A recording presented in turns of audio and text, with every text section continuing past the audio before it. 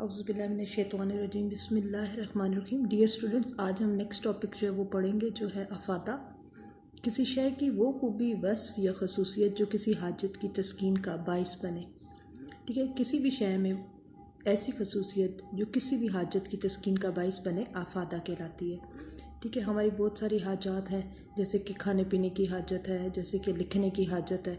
तो लिखने के लिए हम पेन में जैसे लिखने की खूबी है, पानी जो है वो प्यास बुझाता है, कार सवारी के काम आती है, वगैरह वगैरह। इन तमाम चीज़ों में क्या मौजूद है? अफादा। अब ये है कि अफादा एक ऐसी चीज़ है कि हर शख्स के लिए इसमें किसी भी शय में कोई भी चीज़ है वो हर शख्स के लिए उसमें यकसा अफादा नहीं हो सकता। एक आदमी के नज़दीक एक शय में ज़्यादा इजाफा होता है, एक ज़्यादा अफादा होता है, और एक दूसरे आदमी के लिए उसी शय में कम अफादा होता है। और हो सकता है तीसरा शख्स ऐसा हो जिसके लिए उसमें कोई अफादा मौजूद ही ना हो। जैसे इकनॉमिक्स की बुक है, तो उसमें इकनॉमिक्स के स्टूडेंट के लिए उसमें ज़्यादा अफादा है, फ़िज़िक्स और केमिस्ट्री के स्टूडेंट के लिए उसमें कम अफादा है, और उनके लिए उनकी किताबों में ज़्यादा अफादा है। एक पढ़ा लिखा शख्स है, एक तालिब इल्म है और कमरा इम्तिहान में बैठा है, उसे पेन की ज़रूरत है, तो वो पेन उसके लिए ज़्यादा अफादा रखेगा। लेकिन एक अनपढ़ शख्स जो है उसके लिए उस पेन में कोई अफादा नहीं होगा। इसी तरह से एक शख्स सिगरेट पीता है तो उसके लिए उसमें अफादा है, लेकिन जो नहीं पीता उसके लिए उसमें कोई अफादा मौजूद नहीं है। अशिया के अलावा खिदमात में भी अफादा होता है। हमने अशिया और खिदमात पीछे पढ़ चुके हैं। एक उस्ताद के लेक्चर है, एक वकील की बहस है, एक जज का फ़ैसला है, उन तमाम में अफादे मौजूद हैं, क्योंकि इन लोगों की खिदमात से कुछ हाजात तस्कीन पजीर होती हैं। बस जिस शय की तलब जितनी ज़्यादा होगी उसमें अफादा भी ज़्यादा होगा। अक्सर स्टूडेंट्स और हम जब फर्स्ट टाइम अफादा सुनते हैं तो हम समझते हैं कि इसका मतलब फ़ायदा होगा। अफादा फ़ायदा नहीं है। ठीक है, अफादा क्या है? किसी शय की वो खूबी, वो खसूसियत जो किसी भी हाजत की तस्कीन बने, अफादा कहलाएगी। अफादा की कुछ खसूसियात हैं, जिसमें पहली है तलब की शिद्दत पर। ठीक है ना, इंटेंसिटी ऑफ डिमांड। ठीक है, तो हमारे पास फर्स्ट क्या है कि तलब की शिद्दत, ये जानने के लिए कि किसी शय में अफादा ज़्यादा है या कम है, उसकी ख्वाहिश और तलब को पेश नज़र रखना ज़रूरी है। जिस चीज़ की तलब और कदर शदीद होगी उसमें अफादा भी ज़्यादा होगा। जिस शय की ख्वाहिश कम होगी उसमें अफादा भी कम होगा। अगर कोई शख्स किसी शय की ख्वाहिश नहीं करता तो उस शय में कोई अफादा मौजूद ही नहीं होगा। मसलन अगर एक शख्स केले पसंद नहीं करता तो इसके नज़दीक केले में अफादा मौजूद नहीं होगा। जो केले पसंद करता है उसके लिए इसमें अफादा है।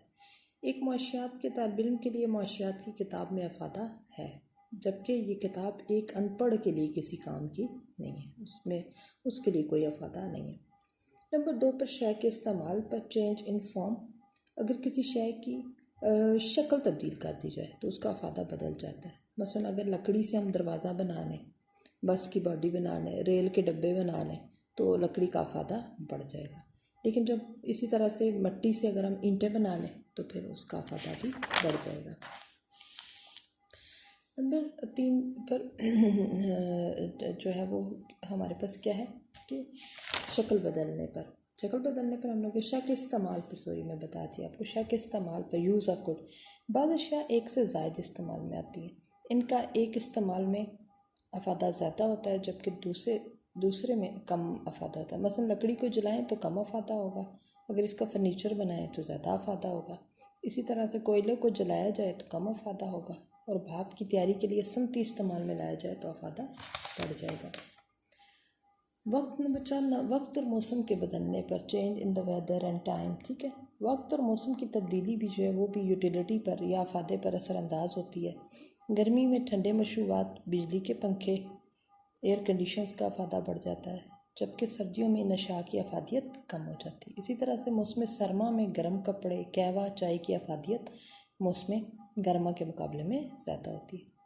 नंबर 5 पे मकाम बदलने पर, जगह या मकाम की तब्दीली जो है वो भी शय के अफादे में कमी बेशी वाक़या उससे हो जाती है। मसलन जब जंगलात से जब लकड़ी काट कर शहरों में लाई जाती है तो उसका अफादा बढ़ जाता है। इसी तरह से खेतों से मिट्टी उठाकर मकानों की भर्ती के लिए इस्तेमाल किया जाए तो मिट्टी का अफादा बढ़ जाता है। नंबर 6 पे मिल्कियत बदलने पर, ठीक है, चेंज इन द ओनरशिप, जब कोई शय एक शख्स की मलकियत से दूसरे शख्स की मलकियत में चली जाती है तो उसका अफादा भी बदल जाता है। मतलब सिगरेट अगर ऐसे शख्स को दे दें जो सिगरेट नोशी नहीं करता तो अफादा कम है। इसी तरह से जैसे अब बुक की एग्जांपल है कि एक शख्स के पास उसके मरहूम दादा जान की तस्वीर है, अगर वो तस्वीर उठाकर ऐसे शख्स को दे दी जाए जिसका इस तस्वीर वाले से कोई वास्ता नहीं है तो उसका भी अफादा कम है। साइंसी मालूमात में तब्दीली पर अगर साइंस की तरक्की change in the technical know how, अगर साइंस की तरक्की की बिना पर नई नई ईजादात दरियाफ्तें आलम वजूद में आएँ तो अशिया को बेहतर तरीके से इस्तेमाल करने के तरीके मालूम किए जा सकते हैं, उनकी अफादियत में इजाफ़ा हो सकता है।